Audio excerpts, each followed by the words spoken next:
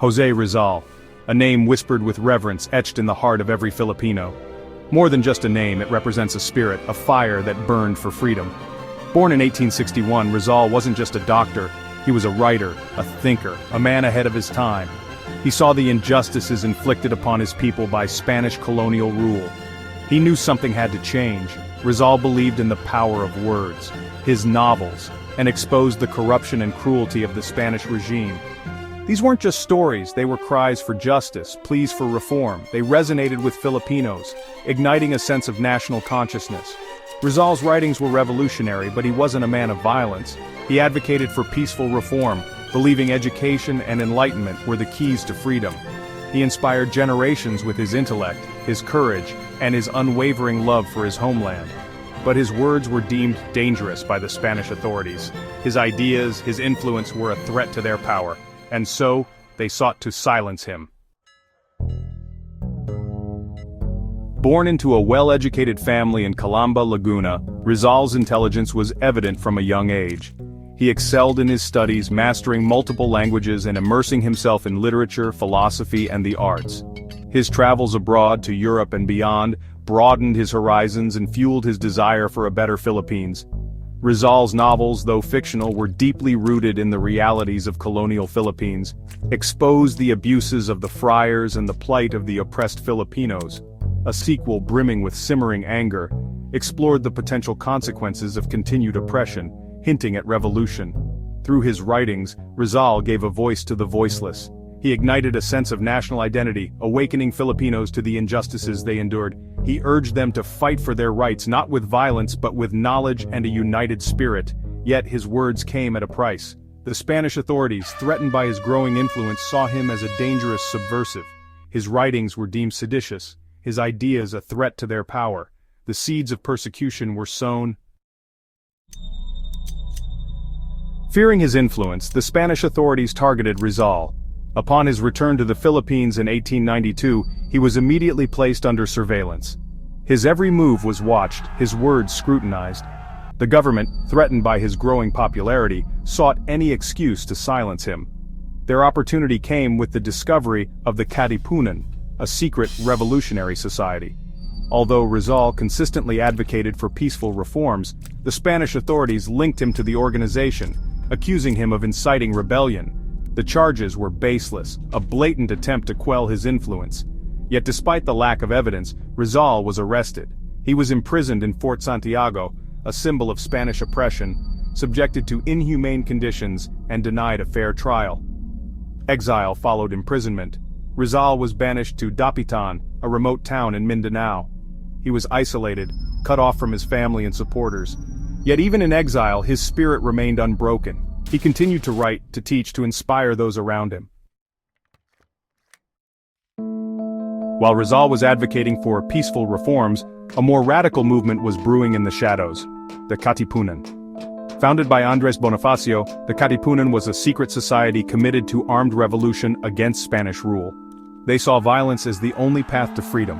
Despite sharing the goal of independence, Rizal and Bonifacio differed greatly in their approaches. Rizal believed in achieving freedom through education, enlightenment, and ultimately, assimilation with Spain. He feared a bloody revolution would lead to further suffering for the Filipino people. The Spanish authorities, however, conveniently linked Rizal to the Katipunan, using his writings and popularity to paint him as an instigator of rebellion. They conveniently ignored his consistent advocacy for peaceful reform, twisting his words to fit their narrative. This fabricated connection served their purpose. It provided a convenient justification for his arrest and persecution, eliminating a powerful voice for change and attempting to discredit the movement for independence. Section 5. The Trial of a Patriot, a Farce of Justice. The trial of José Rizal was a sham from the start. Accused of rebellion, sedition, and conspiracy, Rizal was denied a fair hearing. Evidence against him was fabricated, witnesses coerced, and his defense deliberately weakened. The outcome was predetermined. Despite the injustice, Rizal conducted himself with dignity and composure. He refuted the charges against him, his intellect and eloquence shining through. He argued that his writings, while critical of the Spanish regime, advocated for peaceful reform, not violent overthrow. His words, however, fell on deaf ears. The Spanish court, driven by fear and a desire to make an example of him, was determined to silence the man who dared to challenge their authority. The trial was a show, a carefully orchestrated performance designed to crush Rizal and instill fear in the hearts of those who shared his ideals. It was a testament to the brutality and injustice of the Spanish colonial system. Section 6. Dawn's Embrace, Rizal's Final Hours. On December 29, 1896, Rizal was sentenced to death. He was returned to Fort Santiago, his fate sealed. Yet, even in the face of his impending execution, his spirit remained unbroken. He spent his final hours with family and friends, offering comfort and words of encouragement. He penned his final poem, Mi Ultimo Adios, a poignant farewell to his beloved homeland, and a testament to his unwavering love for his people. Throughout the ordeal, Rizal displayed remarkable courage and composure.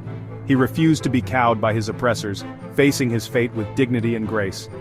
He ate his final meal, prayed, and wrote letters. His thoughts focused on the future of his beloved Philippines. He knew his death would be a spark, igniting the flames of revolution. He embraced his fate, accepting his martyrdom as a necessary sacrifice for the freedom of his people. Section 7. A Martyr's Legacy, the Execution and its Aftermath. On the morning of December 30, 1896, Rizal, at the age of 35, was marched to Bagumbayan Field, now Luneta Park.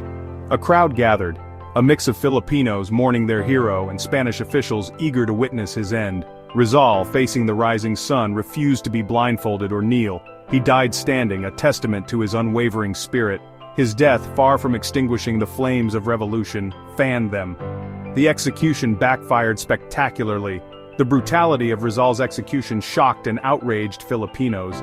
It shattered any illusions of Spanish justice, igniting a firestorm of anger and resentment.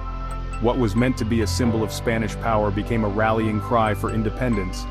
Rizal's death transformed him from a national hero to a martyr, his sacrifice fueling the revolution he had hoped to avoid. The Filipinos, inspired by his courage and sacrifice, took up arms against their oppressors. Section 8. The pen mightier than the sword, Rizal's enduring impact. Rizal's legacy extends far beyond his tragic death. His life and works continue to inspire generations of Filipinos, reminding them of the power of courage, intellect, and love for one's country.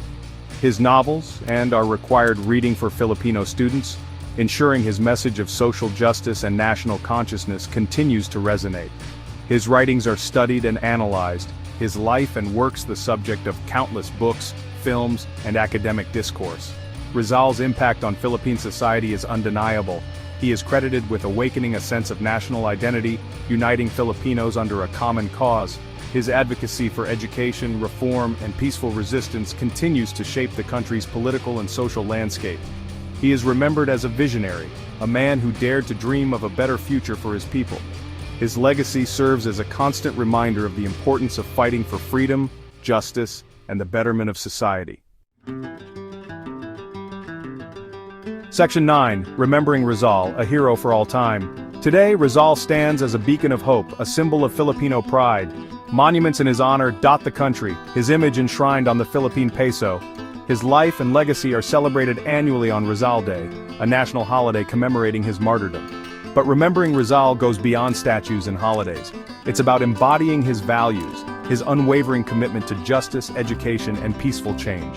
It's about recognizing the power of words, ideas, and the courage to stand up for what is right. Rizal's story is a reminder that even in the darkest of times, hope can flourish. It's a call to action, urging us to embrace his legacy by striving for a better, more just world. For in the words of Rizal himself, the youth is the hope of our future. His legacy lives on, not just in the Philippines, but in the hearts of all who fight for freedom, justice, and a better tomorrow.